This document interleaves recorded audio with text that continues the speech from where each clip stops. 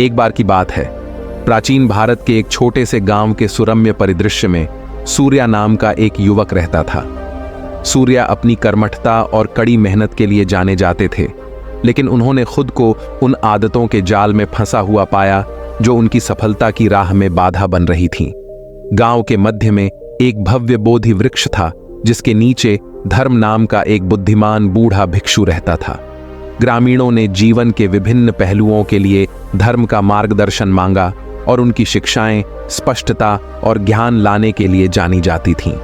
सूर्या ने धर्म की प्रतिष्ठा के बारे में सुनकर उन बाधाओं पर काबू पाने के लिए उनकी सलाह लेने का फैसला किया जो उन्हें सफलता प्राप्त करने से रोक रही थीं।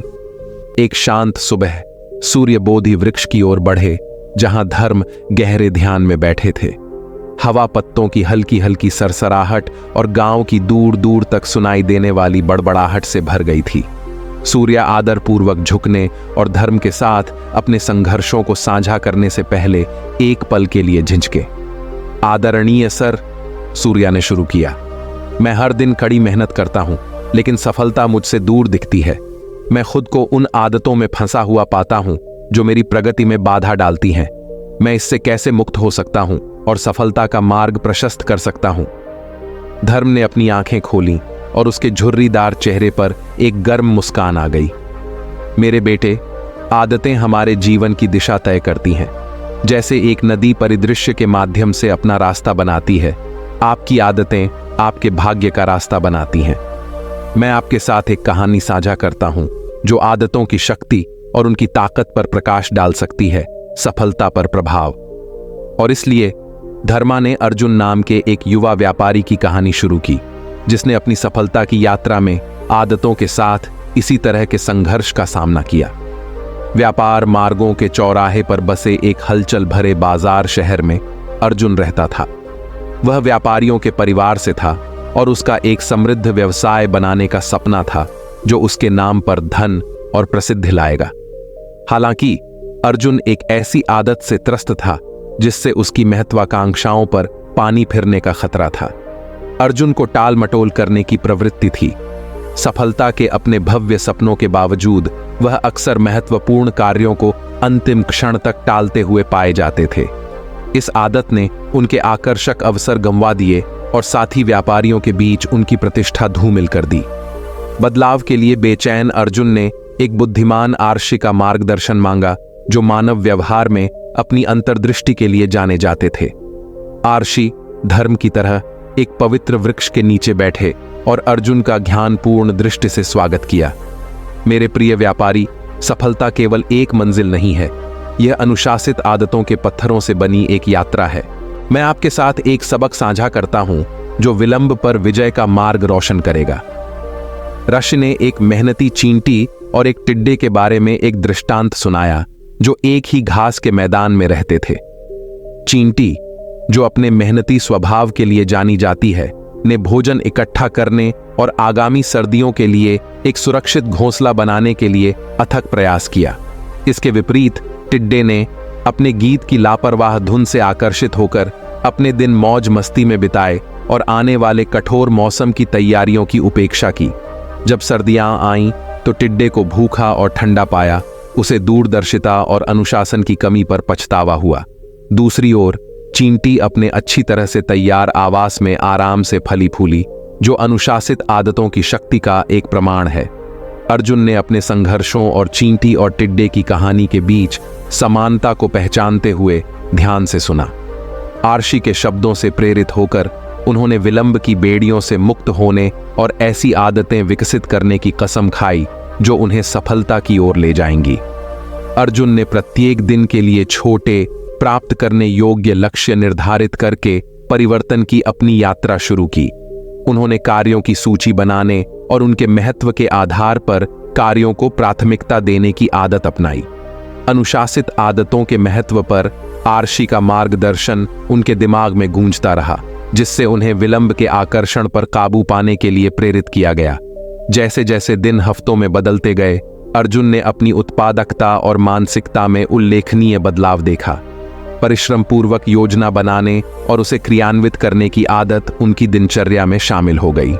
उनका व्यवसाय फला फूला और उन्होंने अपनी विश्वसनीयता और प्रतिबद्धता के लिए अपने साथियों का सम्मान अर्जित किया। अर्जुन की कहानी, जैसा कि धर्म द्वारा साझा किया गया था, सूर्या के साथ गहराई से मेल खाती थी। बुद्धिमान भिक्षु ने आगे कहा, मेरे बेटे, जिस तरह अर्जुन ने अनुशासित आदतों के माध्यम से अपना भाग्य बदल दिया, उसी तरह तुम भी सकारात्मक दिनचर्या अपनाकर सफलता का मार्ग प्रशस्त कर सकते हो। अपने दैनिक कार्यों पर विचार करें और उन आदतों की पहचान करें जो आपकी प्रगति में बाधक हैं। उन्हें छोड़ दें जो अब आपकी सेवा में नहीं हैं, और उन्हें उन आदतों से बदल दें जो आपकी आकांक्षाओं के अनुरूप हों। दृष्टांत से प्रेरित होकर सूर्या ने परिवर्तन की अपनी यात्रा शुरू करने का फैसला किया। उन्होंने टाल मटोल करने की एक ऐसी आदत की पहचान की जो उनके काम की दिनचर्या में बनी रहती थी, जिससे समय सीमा को पूरा करने और अपने लक्ष्यों को प्राप्त करने की उनकी क्षमता में बाधा आती थी। इस आदत से छुटकारा पाने के लिए दृढ़ संकल्पित सूर्या ने अपने दैनिक जीवन में अनुशासन और ध्यान केंद्रित करने के लिए व्यावहारिक कदम उठाए। उन्होंने एक संरचित शेड्यूल बनाकर शुरुआत की, जिसमें काम, ब्रेक और व्यक्तिगत विकास के लिए विशिष्ट समय ब्लॉक आवंटित किए गए। सूर्या ने प्रत्येक दिन के लिए यथार्थवादी लक्ष्य निर्धारित करने की आदत भी अपनाई, बड़े कार्यों को प्रबंधनीय चरणों में विभाजित किया। इन आदतों के लगातार कार्यान्वयन ने धीरे धीरे काम के प्रति सूर्या के दृष्टिकोण को बदल दिया, जिससे उनकी उत्पादकता और उपलब्धि की भावना में वृद्धि हुई। जैसे जैसे सप्ताह महीनों में बदलते गए, सूर्या के जीवन में सकारात्मक बदलाव स्पष्ट होते गए। उनके पेशेवर प्रयास फले फूले और एक बार मायावी सफलता उनकी पहुंच में लग रही थी। अर्जुन की कहानी और आर्षी का मार्गदर्शन सूर्य की सफलता की राह पर एक मार्गदर्शक बन गया था। एक दिन जब सूर्य धर्म के प्रति अपना आभार व्यक्त करने के लिए बोधि वृक्ष के पास गए, तो उन्होंने पास में बैठे एक युवक को देखा जो खोया हुआ और निराश दिख रहा था। एक परिचित संघर्ष को महसूस करते हुए सूर्या ने सहानुभूति के साथ उनसे संपर्क किया। युवक ने अपना परिचय राज के रूप में दिया, जो अकादमिक सफलता के सपने देखने वाला एक किसान का बेटा है। हालांकि राज ने खुद को एक हानिकारक आदत के जाल में उलझा हुआ पाया, आत्मसंदेह की आदत। इससे कोई फर्क नहीं पड़ता कि उसने कितनी मेहनत की, उसके भीतर से एक परेशान करने वाली आवाज ने उसकी क्षमताओं और सफलता की संभावना पर सवाल उठाया। सूर्या ने परिवर्तन की अपनी यात्रा से प्रेरित होकर अर्जुन की कहानियों और धर्म के मार्गदर्शन के साथ अपने स्वयं के संघर्षों को साझा किया। उन्होंने किसी के भाग्य को नया आकार देने में अनुशासित आदतों की शक्ति पर जोर दिया। राज आत्मसंदेह की जंजीरों से मुक्त होने के लिए उत्सुक थे। उन्होंने ऐसी आदतें विकसित करने के लिए मार्गदर्शन मांगा जो आत्मविश्वास और आत्मविश्वास को बढ़ावा दें। धर्म उनकी बातचीत सुनकर बोधि वृक्ष के नीचे उनके साथ शामिल हो गया। मेरे युवा मित्रों, सफलता की यात्रा न केवल बाहरी उपलब्धियों के बारे में है, बल्कि मन की आदतों के बारे में भी है।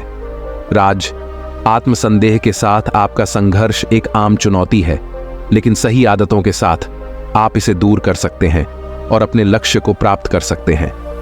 पूर्ण सक्षमता। बुद्धिमान भिक्षु ने फिर कवि नामक एक युवा भिक्षु की कहानी साझा की, जो राज की तरह आध्यात्मिक प्राप्ति के मार्ग पर आत्मसंदेह से जूझ रहा था। धुंध भरे पहाड़ों में बसे एक एकांत मठ में आत्मज्ञान प्राप्त करने की उत्कट इच्छा रखने वाला एक मेहनती भिक्षु कवि रहता था। हालांकि आत्मसंदेह की छाया उन पर मंडरा रही थी, जिससे इतने ऊंचे लक्ष्य के लिए उनकी योग्यता पर संदेह हो रहा था। कवि के आंतरिक संघर्ष ने ध्यान और आध्यात्मिक अभ्यास में उनकी प्रगति में बाधा उत्पन्न की। एक दिन प्रधान भिक्षु कवि की आंतरिक उथल पुथल को महसूस करते हुए एक सरल लेकिन गहन पाठ के साथ उनके पास पहुंचे। कवि, मन एक बगीचे की तरह है। आप जो बीज बोएंगे वह खिलने वाले फूलों का निर्धारण करेगा। यदि आप आत्मसंदेह के बीज बोते हैं तो असुरक्षा के खरपतवार आपकी क्षमता पर हावी हो जाएंगे। इसके बजाय आत्मविश्वास और आत्मपुष्टि के बीज उगाएं और आप आंतरिक शक्ति के खिलने का गवाह बनेंगे।